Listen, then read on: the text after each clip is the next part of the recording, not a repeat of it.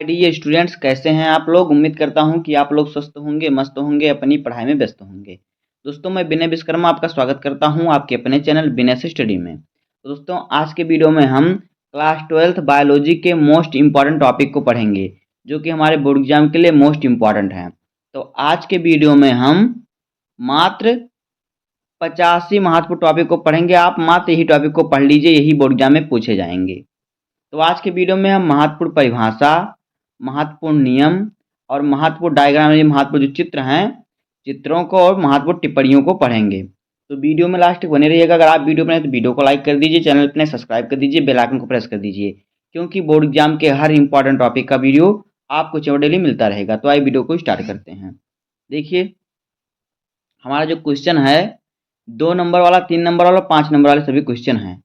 तो देखिए यहाँ पे क्वेश्चन नंबर 1 क्या है। देखिए, कह रहा है कि द्विबीजपत्री भ्रूण के विकास का वर्णन कीजिए। तो यह क्वेश्चन देखिए कितनी बार बोर्ड एग्जाम में पूछा गया, तो इन सभी को आपको तैयार कर लेना है।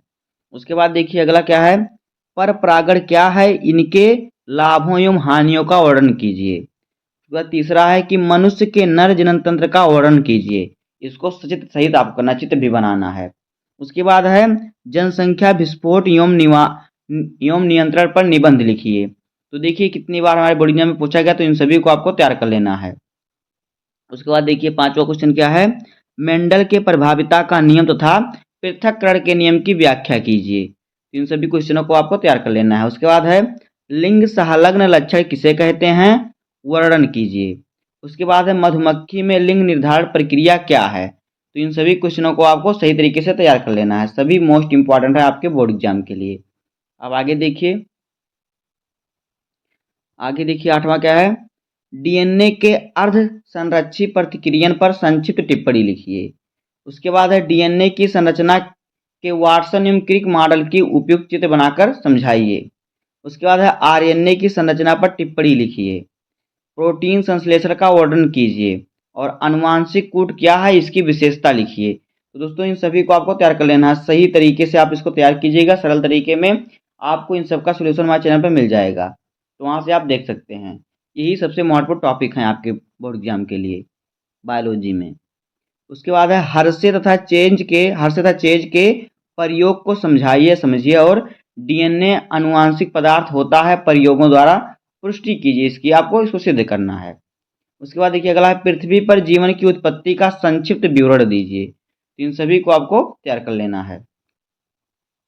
आगे देखिए, आगे है जैव विकास से आप क्या समझते हैं, डार्विन के जैव विकास का सिद्धांत का वर्णन कीजिए। आगे है कैंसर पर टिप्पणी लिखिए। उसके बाद वाहित मल उपचार पर टिप्पणी लिखिए। अगला है कृषि में जैव प्रौद्योगिकी के उपयोग का वर्णन कीजिए।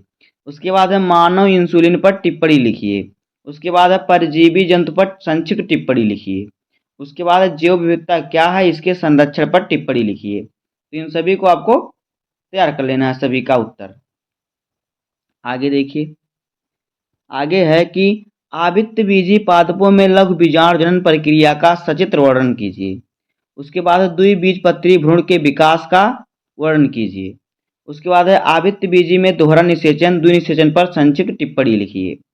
आगे शुक्र जनन नलिका का संरचना सहित वर्णन कीजिए। तो इन सभी को आपको तैयार कर लेना है। आगे टिप्पणी लिखिए किस पर, अपरा के कार्य पर टिप्पणी लिखना है आपको। यहाँ पर रहेगा अपरा। उसके बाद देखिए क्या है, शुक्र जनन क्या है, इसके कारण एवं लक्षण बताइए। तो देखिए हमारे बोर्ड एग्जाम में कितनी बार ये सभी क्वेश्चन पूछे गए हैं, तो इन सभी को आपको तैयार कर लेना है। आगे है कि मनुष्य के मादा जनन तंत्र का सचित्र वर्णन कीजिए। तो इन सभी टॉपिक को आपको तैयार कर लेना है सही तरीके से। आगे देखिए, आगे हमारा है मनुष्य में लिंग निर्धारण पर संक्षिप्त टिप्पणी लिखिए। उसके बाद है डाउन सिंड्रोम क्या है, इसके कारण और लक्षण बताइए। उसके बाद है आपूर्ण प्रभाविता पर टिप्पणी कीजिए। अगला है मानव जीनोम प्रोजेक्ट पर टिप्पणी लिखिए। आगे डीएनए और आरएनए में अंतर स्पष्ट कीजिए। उसके बाद है टिप्पणी कीजिए आनुवांशिक कूट पर। उसके बाद है अनुलेखन पर टिप्पणी लिखिए। तो इन सभी को आपको तैयार कर लेना है, सभी मोस्ट इंपॉर्टेंट है। देखिए कितनी बार हमारे बोर्ड एग्जाम में सभी पूछे गए हैं। आगे देखिए,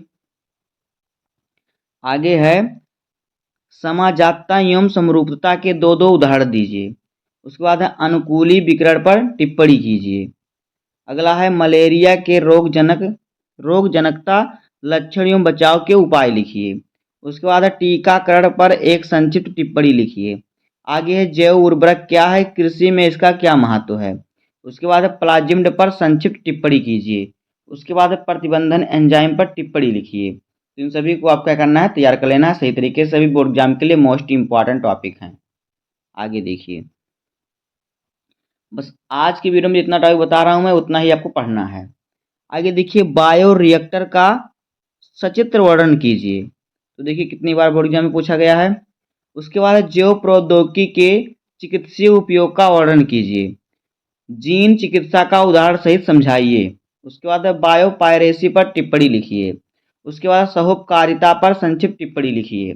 उसके बाद परजीविता पर टिप्पणी लिखिए। आगे है तप्त स्थल पर टिप्पणी कीजिए। उसके बाद है रेड डाटा बुक से आप क्या समझते हैं, अंतर स्पष्ट कीजिए। तो सभी को आपको तैयार कर लेना है। देखिए कितनी बार हमारे बोर्ड एग्जाम में पूछे गए हैं। अब आगे देखिए, हमारा क्या है, आवृत्त बीजी पौधों में नर युग्मकोद्भिद के विकास पर एक टिप्पणी लिखिए। उसके बाद है गुरु बीजाणु जनन का संक्षेप में व्याख्या कीजिए। उसके बाद है भ्रूण कोश का नामांकित चित्र बनाइए। उसके बाद टिप्पणी कीजिए अनिषेक फलन और बहुभ्रूणता पर। उसके बाद है भ्रूणपोष क्या है, इसके विभिन्न प्रकारों का संक्षिप्त में वर्णन कीजिए। आगे है परिपक्व परागकोश की अनुप्रस्थ काट का केवल नामांकित चित्र बनाइए। उसके बाद टिप्पणी कीजिए बीज प्रसुप्तावस्था पर और फिर वायु परागण और वायु परागित पुष्प पर। तो इन सभी को आपको तैयार कर लेना है। आगे देखिए क्या है, आगे है कि असंग जनन पर संक्षिप्त टिप्पणी लिखिए।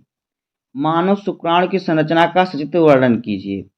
अंडाणु तथा शुक्राणु जनन में विभेद कीजिए।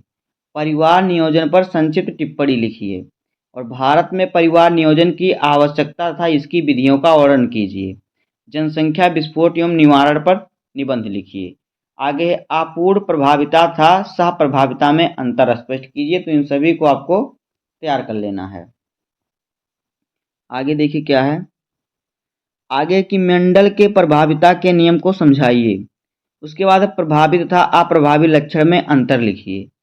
आगे है डीएनए फिंगरप्रिंटिंग का मानव हित में उपयोग का उल्लेख कीजिए। उसके बाद है न्यूक्लियोसोम का नामांकित चित्र बनाइए। आगे है प्रोकैरियोटिक तथा यूकैरियोटिक डीएनए में दो अंतर लिखिए। उसके बाद है उत्परिवर्तन पर एक टिप्पणी लिखिए। उसके बाद है सक्रिय तथा निष्क्रिय प्रतिरक्षा पर टिप्पणी लिखिए। आगे है प्रतिरक्षा पर टिप्पणी लिखिए। तो इन सभी को आपको तैयार कर लेना है। सभी का आप स्क्रीनशॉट लेते चलिए। देखिए कितनी बार हमारे बोर्ड एग्जाम में सभी पूछे गए हैं। अब आगे देखिए, अगला क्वेश्चन है कि सूक्ष्म जीवों के औद्योगिक महत्व को समझाइए। उसके बाद जैविक खाद्य पर टिप्पणी लिखिए। उसके बाद है जेल इलेक्ट्रोफोरेसिस पर टिप्पणी लिखिए। उसके बाद है पुनर्योगज डीएनए पर संक्षिप्त टिप्पणी लिखिए। आगे है बीटी फसल पर टिप्पणी कीजिए। उसके बाद है पार जंतु क्या है, पारजीवी जंतु क्या होता है। उसके बाद जीन चिकित्सा पर टिप्पणी लिखिए। आगे बीटी कपास पर टिप्पणी लिखिए। तो इन सभी को आपको तैयार कर लेना है। सभी क्वेश्चनों को आपको तैयार कर लेना है। देखिए हमारे बोर्ड एग्जाम में लगातार कितनी बार पूछे गए हैं। आगे देखिए, अगला है सहभोजिता पर संक्षिप्त टिप्पणी लिखिए। उसके बाद है खाद्य श्रृंखला किसे कहते हैं, वर्णन कीजिए। उसके बाद है निम्नलिखित में अंतर स्पष्ट कीजिए। खाद्य श्रृंखला तथा खाद्य जाल पर। दूसरा प्राथमिक व द्वितीयक उत्पादकता पर। तीसरा है उत्पादक तथा उपभोक्ता पर। और अगला है जैव विविधता पर या फिर जैव विविधता को परिभाषित कीजिए। तो देखिए सभी मोस्ट इम्पॉर्टेंट टॉपिक हैं। तो दोस्तों बस यही 85 टॉपिक को आपको तैयार कर लेना है। यहीं से आपके बोर्ड एग्जाम में सभी क्वेश्चन पूछे जाते हैं। तो बस आज की वीडियो में इतना ही। मिलते हैं किसी नेक्स्ट वीडियो में। तब तक के लिए धन्यवाद। जय हिंद।